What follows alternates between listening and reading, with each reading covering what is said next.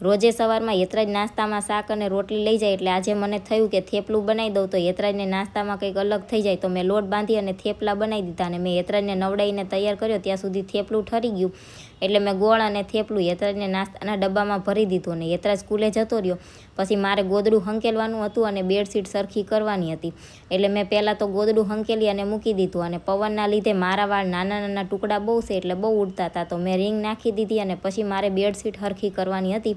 પણ આજે તડકો હતો એટલે મેં બેડશીટને ધોવા જ લઈ લીધી. અને બીજી બેડશીટ મારે જે પાથરવાની હતી આ ઇલાસ્ટિકવાળી બેડશીટ હતી, પણ એ ઇલાસ્ટિકવાળી બેડશીટ છે એ સહેજ અમથી ટૂંકી પડે છે એટલે સરખી પથરાતી નથી, તોય મારે પાથરવી હતી. પછી તો મેં ખેંચી અને બધી બાજુથી સરખી કરી અને પાથરી દીધી. અને મારે ડીમાર્ટમાં જવાનું હતું એટલે યતરાજ સ્કૂલેથી છૂટ્યો એટલે યતરાજ અને હું બંને રિક્ષામાં બેસી ગયા અને પહોંચી ગયા ડીમાર્ટમાં જે જોતું હતું એ લઈ અને આવતા રહ્યા ઘરે આવી અને મારે ચા બનાવવાની હતી.